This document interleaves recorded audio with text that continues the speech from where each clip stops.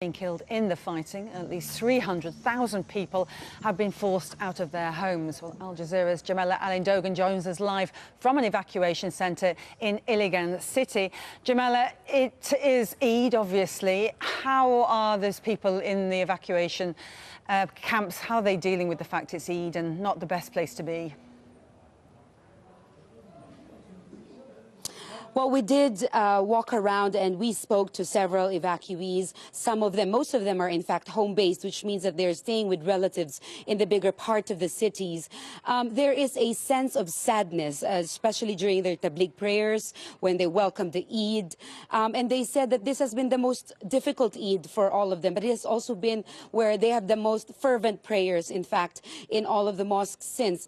What we know here with the military basically offering a ceasefire, it's been the quietest since the siege started. Not a single fire, not a single gun has been released. We have not heard any airstrike here. The roads are deserted and there are much less checkpoints, a lot less checkpoints in several streets here. But this is only supposed to last for another few hours because, again, at the end of the day, there are still believed to be about 80 members of the Maoists still battling it out with the Philippine military, Sue.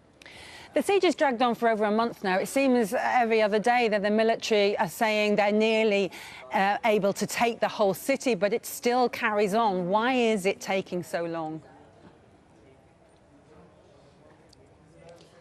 Well, we joined the military a few days ago. They showed us basically how far they've advanced. That was on the 23rd, just exactly a month since the siege started. They do have control of 90% of the area, but it doesn't make the area any safer.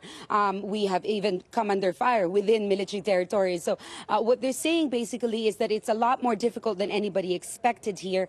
Every single door, every single house, every single wall is basically viciously fought for. As you know, the 13 Marines who died last month died while trying to advance 500 meters further. There are still about several villages that they have yet to basically get to. We still see relentless airstrikes. We still see forces coming in. And again, they have already stopped giving deadlines. They have stopped giving any commitment as to when this is going to be over. But looking how it's happening here, it might last a few more weeks, Sue.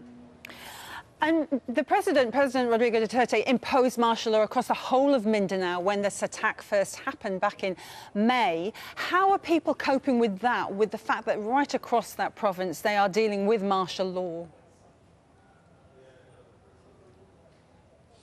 Well, yes, definitely. That is exactly what many here are asking, whether the president will, in fact, stick to that 60-day martial law period. As you know, the whole of the region of Mindanao has been covered by this martial law declaration of the president, even in areas that are not really conflict-ridden. We've seen a lot of delays in so many economic activities here.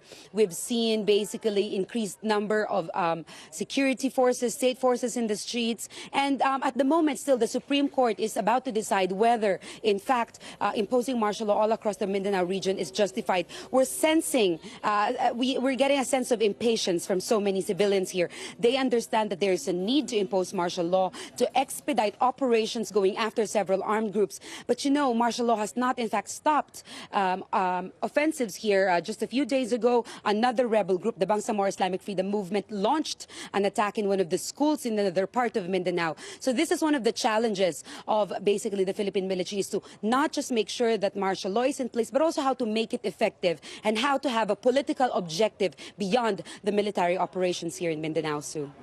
Good to get your thoughts there. Jamela Alindogan speaking us to from Iligan city. Thousands of